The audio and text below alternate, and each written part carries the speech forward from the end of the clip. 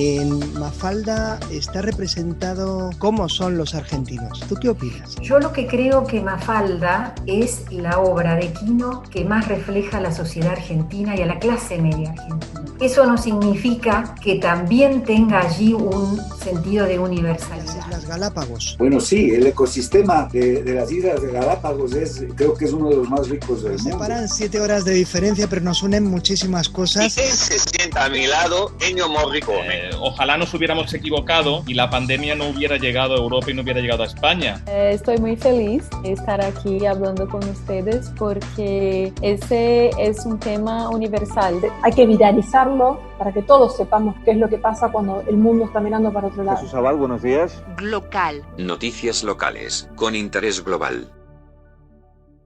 Joaquín Lavado Quino ha dejado huérfanos a Mafalda, pero también a Felipe, a Manolito, a Susanita, a Miguelito y Guille. Pero nunca estarán solos porque les sigue arropando muchísimas personas en todo el mundo.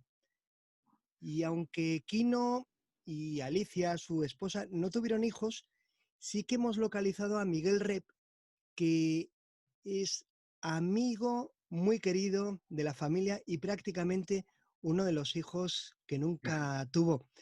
Miguel Rep, muchísimas gracias. Gracias a vos, Jesús. En este momento entiendo que es un momento muy complicado.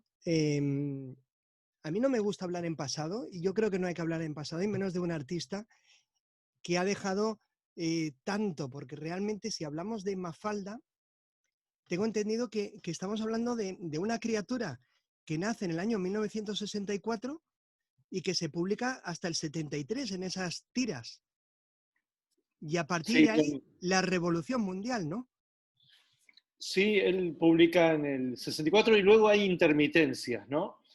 Primero publica como en frecuencia diaria, pero después hay interrupciones porque se va de la publicación, después va a un diario, se va de ese diario y finaliza en un semanario donde publica creo que 4 o 5 tiras, es decir, que no completa una semana de 7 tiras. Así que no han sido 9 años de tira diaria, no han sido 9 por 360 vendría a ser, ¿no?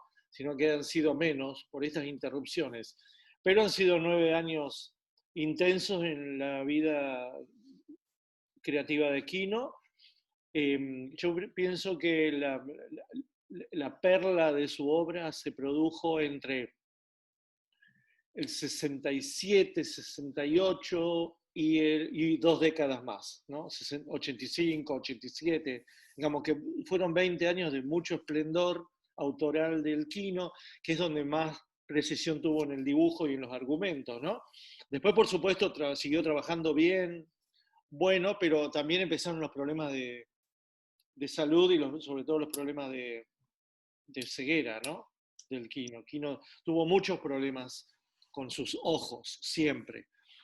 Yo lo conocí ya, empecé a ser amigo ya en la década de los 80, así que no viví lo contemporáneo de Mafalda, nunca lo vi, nunca supe cómo era su trámite, sus jornadas Mafalda, sus quejas acerca de Mafalda, incluso su decisión de abandonar la tira, ¿no? En el 73. Yo era muy chico ahí y ni siquiera había descubierto Mafalda, creo yo.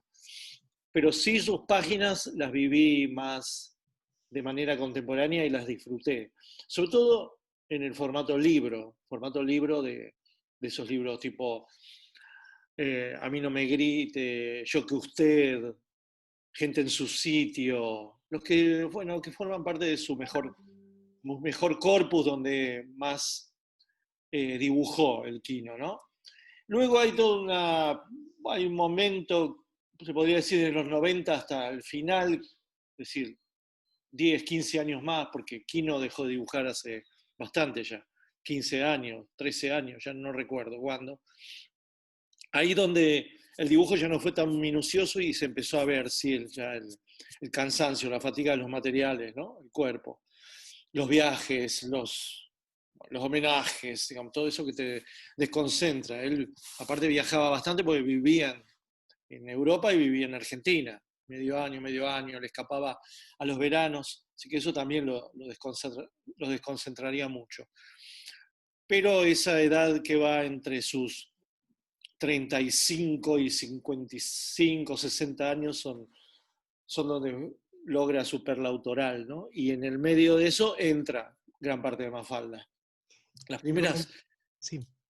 Las primeras tiras de Mafalda no son precisamente la maravilla, te van preparando para la maravilla, pero Mafalda me parece que va creciendo a medida que se van sumando personajes, ¿no? Que Mafalda al principio es una niña traviesa, contestataria, y luego después van apareciendo los amiguitos varones, su complementaria Susanita, después su hermanito, después Libertad, y ahí terminan de ser los 7 amigos básicos, con los suplementos de padre y madre de Mafalda, y qué sé yo, la tortuga, digamos, algún tipo de bichito Mao, el papá de Manolito, pero como que la pléyade principal son el grupo de amigos. Quizás sea una historieta sobre un grupo de amigos, ¿no? Y aparte un grupo de amigos realista, es una historieta realista, una historieta de lo posible, con remate humorístico, pero yo muchas veces hablaba con él, decía que era un accidente que él dibujara de manera humorística, porque esa historieta podría haber sido dibujada por un dibujante realista solamente con remates, ¿no? Remates humorísticos, porque solamente hay 2 situaciones que no son realistas en Mafalda. Una gráfica, que es cuando ella se lanza al espacio con la caja y el sifón de soda, ¿no? Y eso como que es casi imposible esa propulsión. Ahí hay como un invento, hay una exageración de humorista. Y la otra sería el mismo carácter de Mafalda, ¿no? Tan amargada y tan sesuda tan tempranamente, ¿no? Luego se podría decir que los chicos podrían estar en una telenovela prácticamente con niños reales, ¿no? Un chico dientudo, otro con cabello de lechuga, una nena con rulos rubios, un chico con el pelo al ras, cuadradote. Digamos, todo eso podría ser un casting perfecto. No podría sacarlo del dibujo animado. Así que es una curiosidad y quizá también sea un secreto de su clasicidad, ¿no? Que todo eso es posible y que pudo convivir con nosotros. No es precisamente una historieta a lo Tintín, donde casi todo es imposible. Incluso Peanuts, que es el modelo de Kino, en Peanuts hay una cosa imposible que es el seguimiento de Snoopy, ¿no? El seguimiento ese de Snoopy, saber lo que piensa Snoopy, que se acuesta arriba de la casilla, bueno, y que el pajarito Gusto, bueno, esta es una historieta bastante, en ese sentido, más real, ¿no? Más literaria, más rioplatense, menos inventiva. Eso es lo que te podría decir, ¿no? Miguel, tengo entendido que tú, que le conocías en las distancias cortas, Kino, un hombre que se empeñaba y quería documentarse muchísimo antes de publicar nada. Sí, era muy... Bueno, él tardaba mucho en dibujar. Él mismo decía que le costaba mucho dibujar y yo le creo.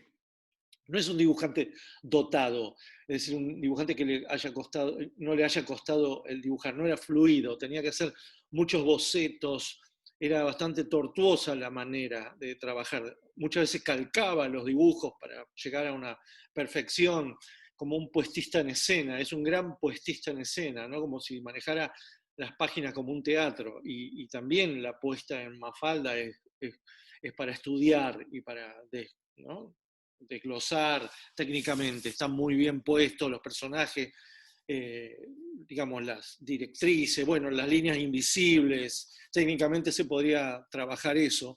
Y las páginas son muy documentadas, en tanto él necesitara necesitara crear un ambiente creíble para el remate fantástico, ¿no?, de sus viñetas. No sé, recuerdo una donde hay una construcción de un mural bizantino, y eso seguro que él se documentó muy bien en ese mural bizantino, en la realización, con los andamios, en cómo era, digamos, cómo era la escala humana del artista frente a esas venecitas que iba colocando. Después también muy documentado con el Guernica, cuando tuvo que descomponerlo. Primero lo compone como Picasso, después lo descompone.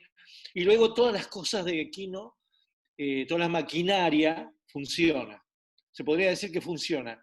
Y eso es algo que él hereda de un gran dibujante clave en la carrera de Quino, que es Oski, que es el argentino Oski. Oski era un tipo que inventó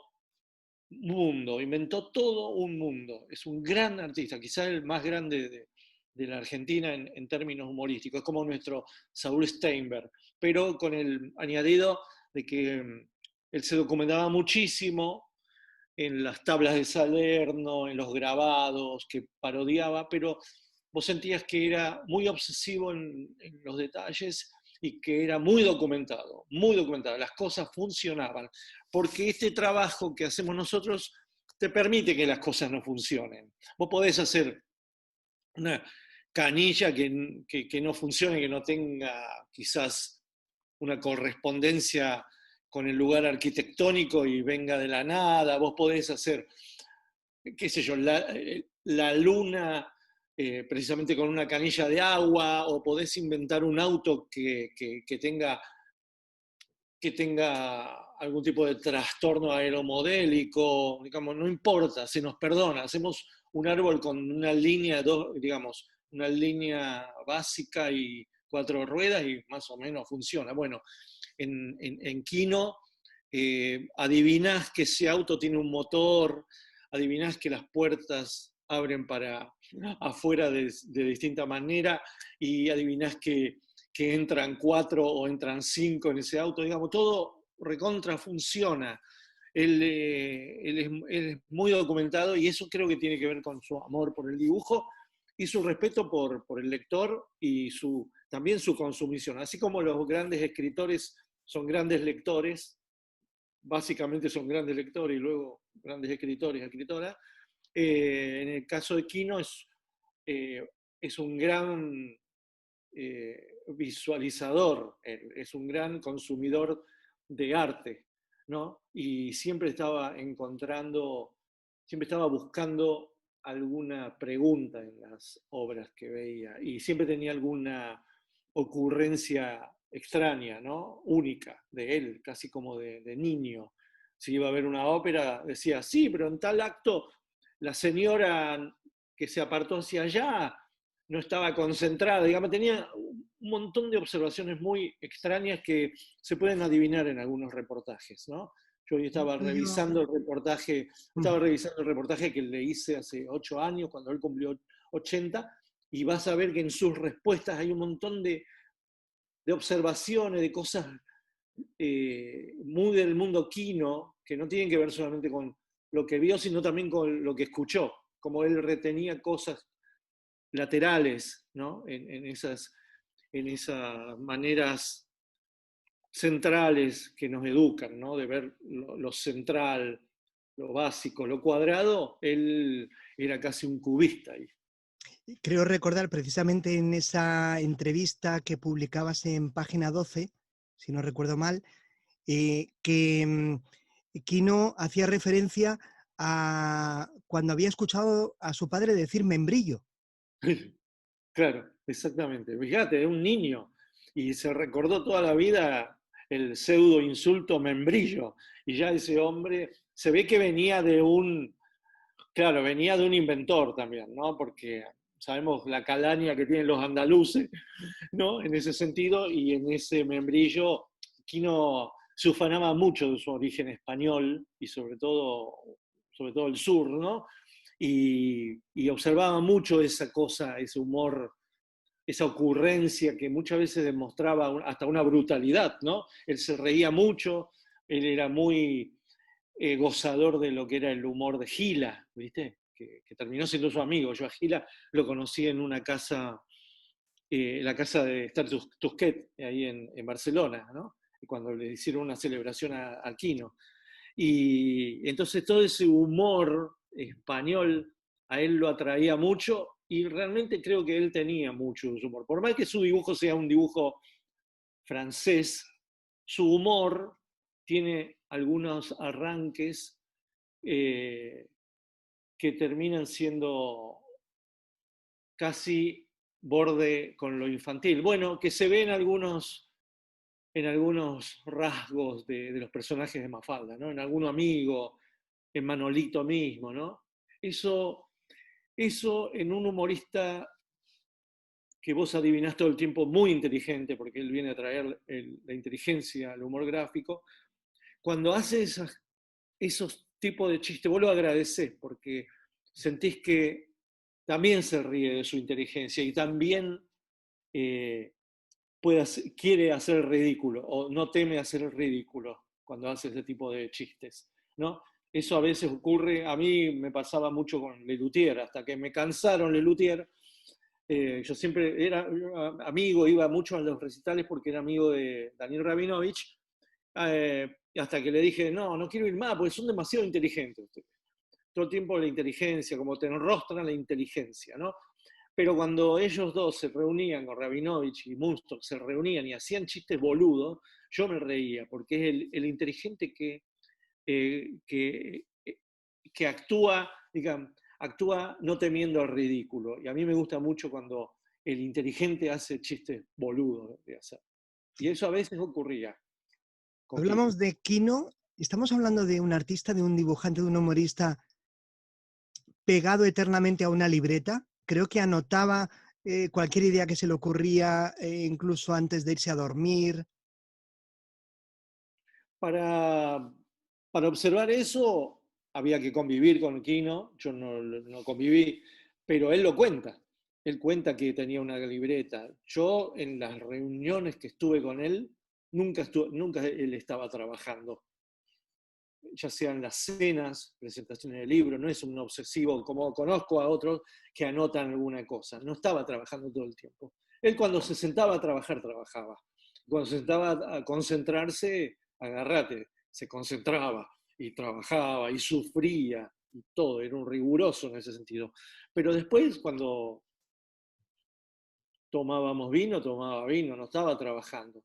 Y aparte no era un hombre consciente de hacer humor. Él, cuando le salía ese humor oral, era o recreaba algo o le salía, pero no era un tipo que quería hacerte reír, no era un cómico de mesa. Era un tipo que le salían las cosas y uno se reía de la ocurrencia, ¿no? Y se reía a veces de algún tipo, sí, alguna recreación que diga, bueno, como recuerdo un taxista en Madrid que me dijo tal cosa cuando iba al médico, no sé. Ahí sí buscaba, pero él no era un narcisista que buscara ser centro de reunión, para nada, todo lo contrario, siempre se mantenía a un costado, pocas palabras, y había que esperar que el vino hiciera su efecto, ¿no? Para que pudiéramos hablar más, pudiera volverse más cariñoso y eso. Tipo único, tipo adorable, como un ángel, ¿viste? Ni siquiera un niño grande, era como un ángel. Único. Ayer estaba repasando, porque le grabé un reportaje que hicimos con una amiga. Le hicimos un reportaje hace 4 años en la casa. Y ahí estaba todavía bien, hablaba bien, y mientras tanto tomábamos cerveza y después unos vinos. Y yo digo, uy, ¿cómo voy a extrañar esta manera de hablar de él, ¿no? Esta manera de decir cosas cortitas después de una pregunta larga. ¿Decía mucho la palabra carajo? Sí, le gustaba. Le gustaba, porque ¿viste? La palabra carajo acá es una interjección que antes era una mala palabra y ahora se naturalizó absolutamente. Ahora al lado de lo que hay es una pavada. Pero aquí sí era una mala palabra. Mi padre, si yo decía que se vaya al carajo, decía, ¿qué? ¿Qué decís? Bueno, hasta que me di cuenta de lo que era el carajo en un barco y realmente bajamos la potencia de la cosa, ¿no? Pero sí, carajo es una palabra fuerte, muy amiga de algún tipo de enojo, incluso de aparentar un enojo para nosotros, ¿no? Decir carajo. Se usa muchas veces, incluso pausadamente, para decir carajo, o decir, pero este carajo, ¿no? Una manera, sí, que el argentino lo usa de una manera casi gauchesca. ¿Quino estaba como Mafalda muy preocupado por la humanidad y la paz mundial? Sí, era como que le dolía todo, ¿no? Muchas veces uno decía, bueno, Quino, basta que le duela todo, ¿no? A ver si nos duelen cosas más pequeñas, ¿no? Y él tenía, sí, siempre ha tenido una... Yo supongo que ha vivido un primer hogar muy internacionalista. Allá en Mendoza, yo creo que era una gente, unos españoles republicanos que han tenido que huir y que siguieron de alguna manera muy informados, ¿no? Muy informados con los diarios de los aconteceres, no solo de la Guerra Civil Española, sino de la Segunda Guerra Mundial, ¿no? Quino era, por sobre todas las cosas, más que un hombre de izquierda, era un antifascista, ¿no? Era eso, era un antifascista, y luego la derivación de eso vendría a ser un antipopulista, tenía mucho miedo al populismo, ¿no? Al populismo a la manera latinoamericana. Eso eran discusiones que nosotros teníamos. No siempre acordábamos en política. Él era muy europeo en su manera de pensar políticamente, sin ser marxista, ¿eh? Sin ser un marxista, sin ser un hombre formado con libros ideológicos. Tenía una primera idea que seguro la tomó de su infancia y de sus modelos adultos, que sería su padre y su madre, que no duraron mucho en su vida, pero sí sus tíos, ¿no? Todos antifascistas, rojos. Él creo que se ha sentido siempre una especie de rojillo antimonárquico, anticlerical. Y eso se siente en sus dibujos, claro. Tengo entendido, como comentabas, que tenía el corazón dividido entre sus raíces de origen español y argentino, ¿no? ¿Estaba entre los dos mundos?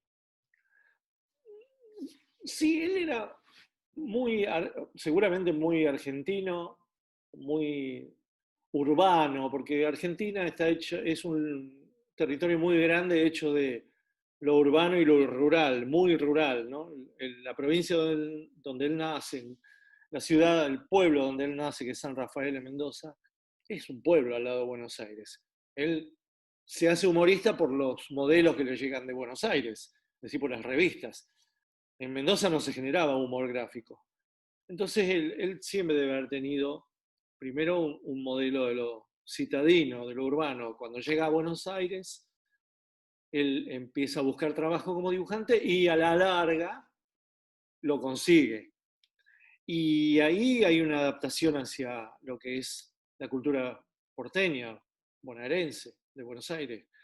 Y en su dibujo no hay deuda de lo mendocino. No hay mucho registro de lo mendocino, es decir, de su infancia. Vos ves que siempre está trabajando sobre ciudades. Cuando hace campo es un turista, es porque necesita ese recuerdo, qué sé yo. Pero es muy urbano. Así que primero y principal, antes que argentino, creo que ha sido porteño de Buenos Aires. Y luego, cuando las circunstancias se dieron y tuvo que empezar a viajar, fue encontrando sus raíces europeas, españolas, y cuando eligió un país donde exiliarse en el 76, fue Italia, fue Milán. Milán es precisamente la Italia rica, no es la Italia del sur. Es decir, que estamos hablando de lo mismo, es un hombre urbano, es un hombre que yo lo he visitado en la casa en Milán y en una casa de clase media, bien, correcta, sin ampulosidades, pero su andarivel era la Scala de Milán, ¿entendés? Su ropa siempre ha sido una ropa fina, cara, la ropa de Alicia también, muy buen gusto a la manera italiana. Así que yo te diría que él ha sido primero de Buenos Aires y después muy europeo.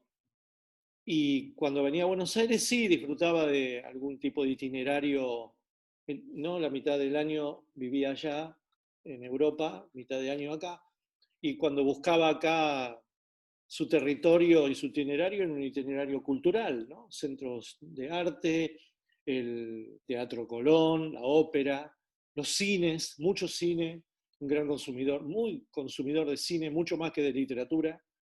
Creo que te explicaba Miguel en esa entrevista, si no recuerdo mal, que él con apenas 8 años iba solo al cine. Y es muy posible, ¿no? Habría un cine y los cines acá eran continuados y no había televisión, imagínate.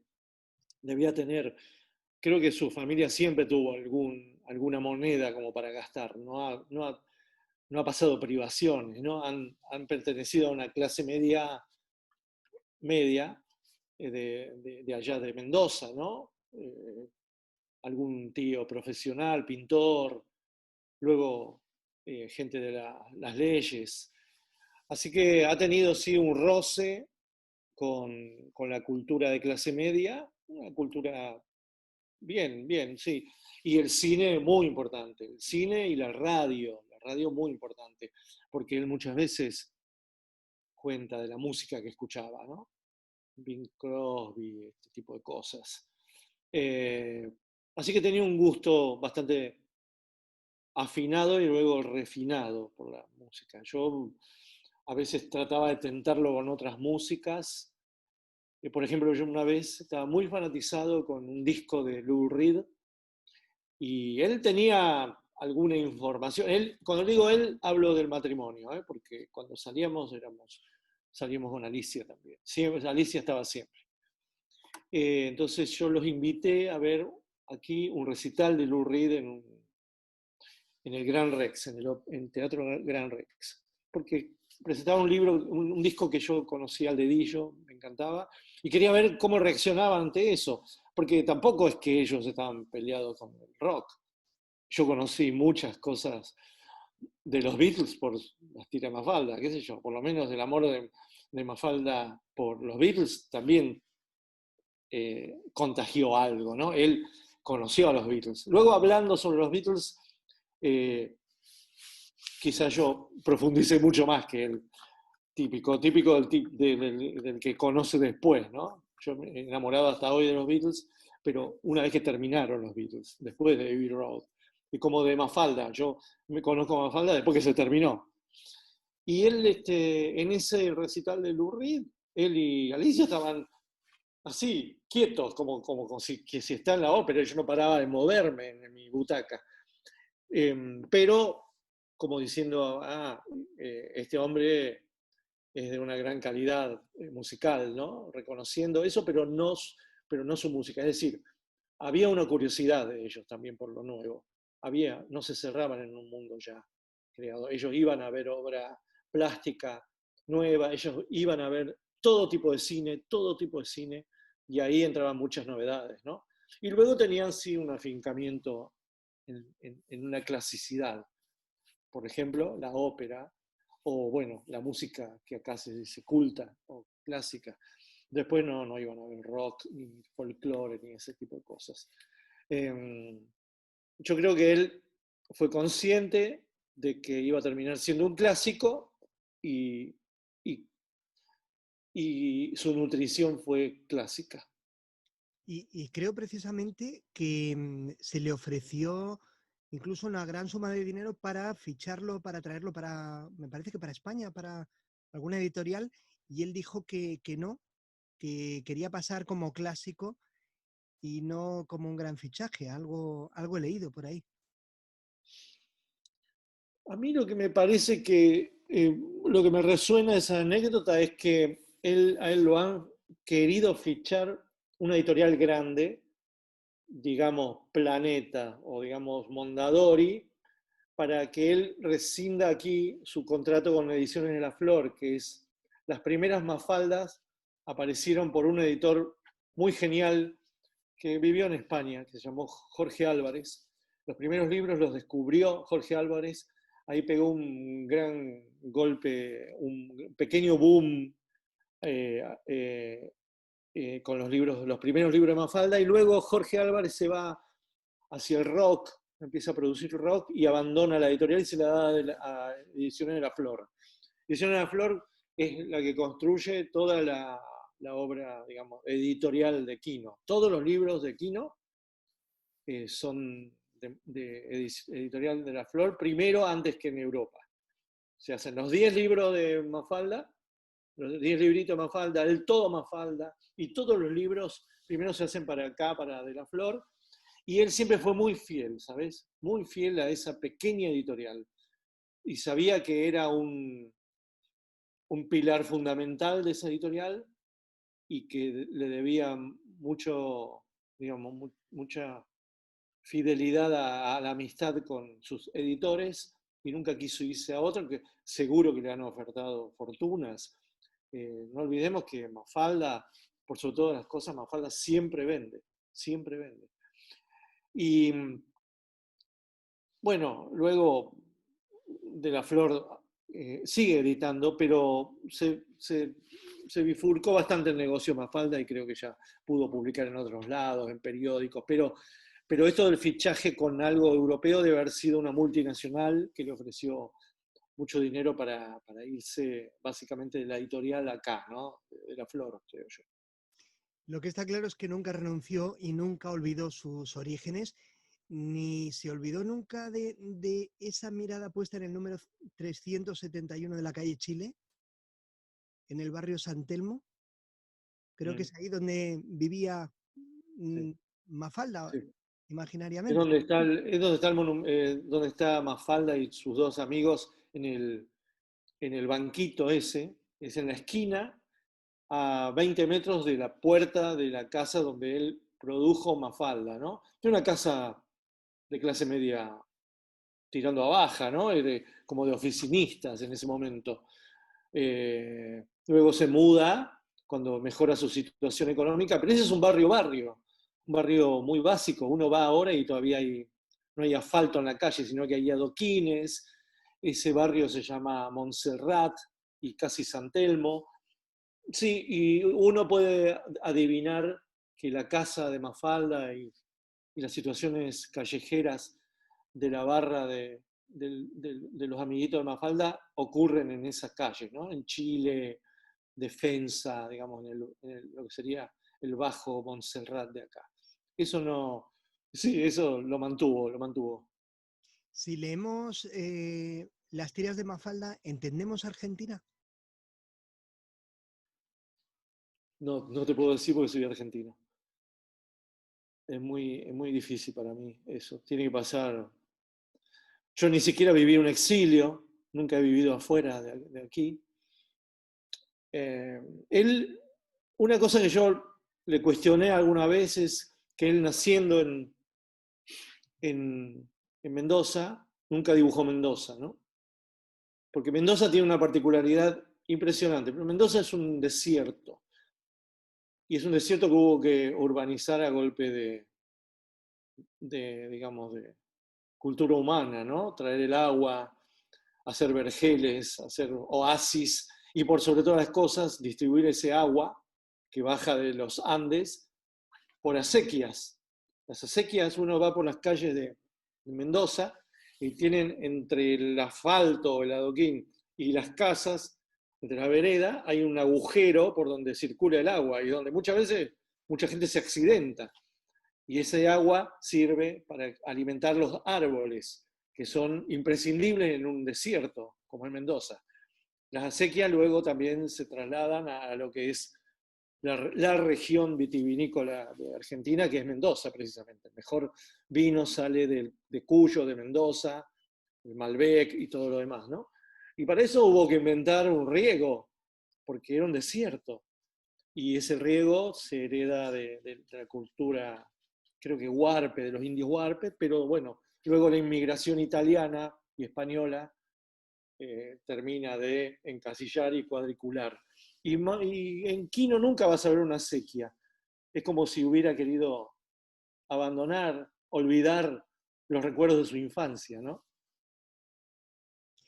Tiene genialidades, Quino, bueno, que se están reproduciendo por las redes sociales y que, bueno, ya son eternas, pero hay una que me llama muchísimo la atención y me parece brillante, ¿no? La de cómo es la vida al revés. No sé si supongo que la conoces. Pero que él habló o que dibujó. Que él habló explicando que la vida realmente tendría que ser al revés, ¿no? Ah, sí, sí, de que uno tendría que nacer viejo y morir bebé. Uh-huh. Sí, yo no sé si él, porque hay muchas cosas apócrifas, ¿sabes? Sobre Quino. Quino mismo a veces protestaba. Es más, ayer desde mi diario, de Página 12, me llamaron para consultarme acerca de una frase que es como un clásico que se le atribuye a él, ¿no? Atribuye a Mafalda, y yo le dije, me parece que esa frase nunca está. Ahora no recuerdo cuál es. Paren el mundo, me quiero bajar. Yo creo que nunca, es como Sancho, como ¿no? hay varias frases del Quijote que no son del Quijote y quedaron como que del Quijote, ¿no? Ladran Sancho, creo que una de las clásicas, no sé. Ladran, luego cabalgamos. Exacto. Y claro, y es señal que cabalgamos, sería, ¿no? Y después hay otra que es, vísteme rápido, que estoy apurado, vísteme lento, que estoy apurado. Bueno, esas frases muchas veces pasan a un imaginario, pero no pertenecen a un origen, ¿no? Aquí, el mismo Borges tiene cosas apócrifas, ¿no?, acerca de la felicidad, pero eso, digamos que no es difícil de rastrear, ¿no? El chequeo ese no es difícil, hoy menos con el internet. Así que esa, supongo que podría ser de él, porque es una ocurrencia de él. Es una típica ocurrencia del Quino. Quino tenía ese tipo de salidas. Y no lo hacía para mostrarse ingenioso. Era precisamente que lo habrá dicho y alguien lo registró. ¿Entendés? Pero si él no lo dibujó, ha sido oral y alguien lo distribuyó. O en un reportaje. Pero no creo, porque es un texto bastante elaborado ese, me parece. ¿No? Bastante literario. Parece muy literario, sí que va acompañado de la firma de Quino, pero como tú bien dices, en las redes sociales hoy en día todo es cuestionable, ¿no? Lo que no es cuestionable es lo que nos deja como ejemplo de vida y ¿qué te queda a ti de Quino, Miguel Rep? No, bueno, ayer cuando me enteré de la muerte y esperamos un ratito con los familiares y los cercanos para dar la noticia, para que no se agolpen el periodismo y toda esa cosa, cuando la familia liberó la noticia y empezaron a llamar y todo eso, yo agarré una copa de vino, me lo serví y me fui solito ahí al jardín, tiré unas gotas a la Pachamama y me puse a llorar, pero yo lo pienso que lo que más voy a extrañar del Quino es eso, su presencia, esos diálogos inauditos que teníamos, esa celebración de las cosas extrañas que solo los dibujantes y los humoristas podemos tener.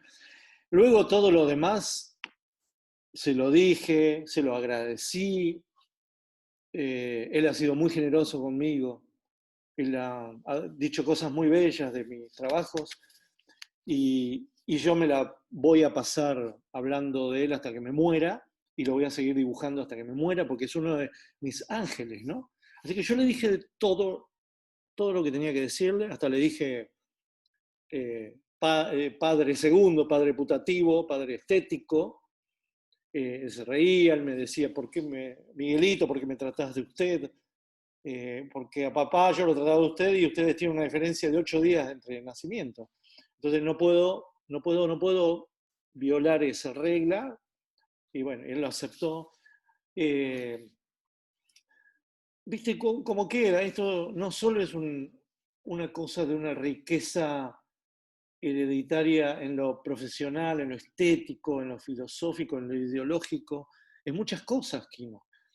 Pero a mí lo que más me va a quedar como legado es haberlo conocido, haber andado con él, haber tenido ese privilegio del milagro de habernos alegrado juntos, enojado juntos, peleado, lo que sea.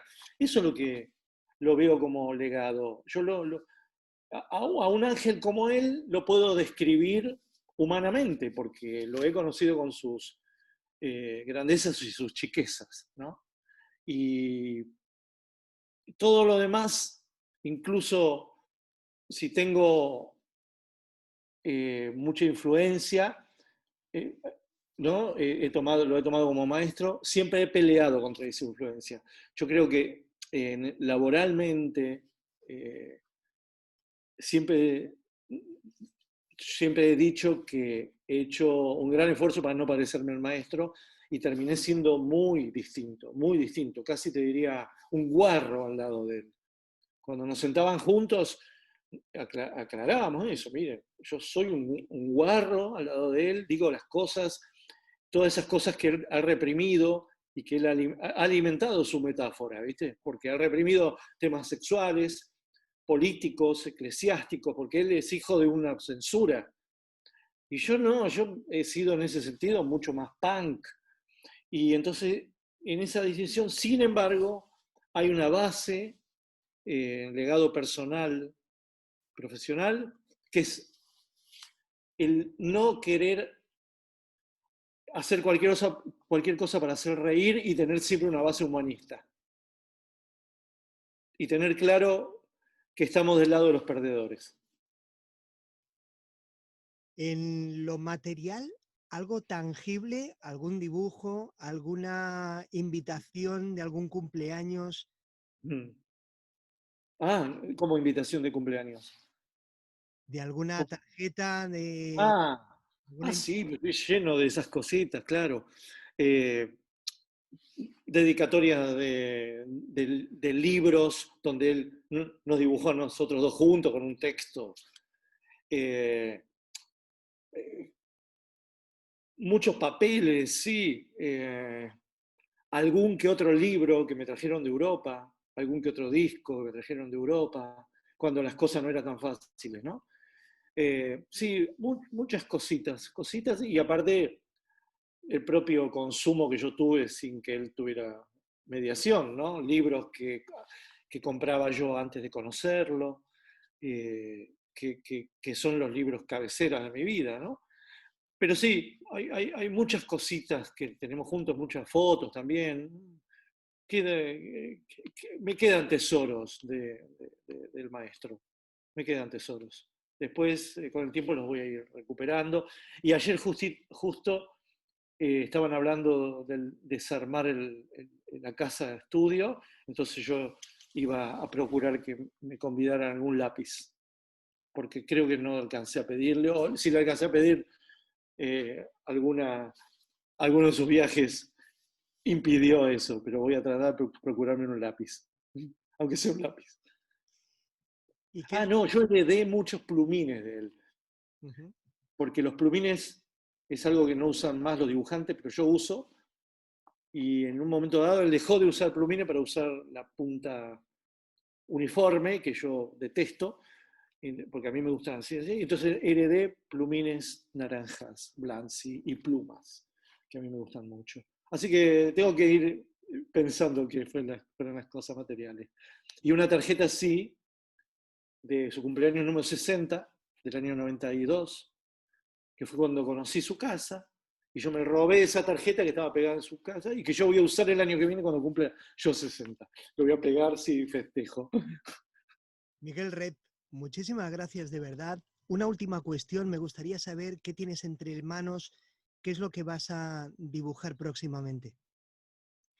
Bueno, yo trabajo día a día en el diario, así que hoy tengo que ir y dibujar la tira de mañana. Ayer hice una provisión absoluta de los dibujos acerca de Quino, en las redes, en el diario mío, en la página. Y lo que tengo en mente es, yo estoy haciendo unas animaciones todas las semanas para para el Instituto Cultural Francés. Eso lo termino y luego voy a empezar, parece, a hacer algo para la Embajada Española, algo sobre Cervantes, con un poeta y amigo cervantino allá de Madrid, que se llama José Manuel Lucía Mejías, que hicimos juntos muchas actividades cervantinas. Yo dibujé el Quijote con, digamos, las dos partes del Quijote y se publicaron allá en Castalia, acá en Planeta, y después viajamos mucho, siempre estamos muy cervantinos, y lo que esta pandemia me postergó fue mi trabajo sobre Pinocho. Yo iba a hacer un trabajo sobre el Pinocho. Cada tanto me meto con un clásico. Lo hice con Cervantes, es decir, con el Quijote, luego lo hice con la Divina Comedia, con el Dante, y ahora me iba a tocar el Collodi porque yo lo elegí. Eso lo postergué por esta cosa de las ventanas culturales francesas y un trabajo que hice Quentínimo, que ahora va a salir como libro en México. Pues te agradecemos muchísimo este tiempo, esta conversación. Esperamos con ansias la oportunidad de que podamos coincidir aquí en España para conocer tus proyectos más inmediatos y los próximos. Y Miguel Rep, solamente añadir, muchísimas gracias por abrirnos el alma, tu corazón y por hablarnos como nadie sobre Quino. Muchas gracias. Gracias, Jesús. Abrazo. En Mafalda está representado cómo son los argentinos. ¿Tú qué opinas? Yo lo que creo que Mafalda es la obra de Quino que más refleja a la sociedad argentina y a la clase media argentina. Eso no significa que también tenga allí un sentido de universalidad. Las Galápagos. Bueno, sí, el ecosistema de las Islas de Galápagos creo que es uno de los más ricos del mundo. Nos separan 7 horas de diferencia, pero nos unen muchísimas cosas. ¿Y quién se sienta a mi lado? Ennio Morricone. Ojalá nos hubiéramos equivocado y la pandemia no hubiera llegado a Europa y no hubiera llegado a España. Estoy muy feliz de estar aquí hablando con ustedes porque ese es un tema universal. Hay que viralizarlo para que todos sepamos qué es lo que pasa cuando el mundo está mirando para otro lado. Jesús Abad, buenos días. Glocal. Noticias locales, con interés global.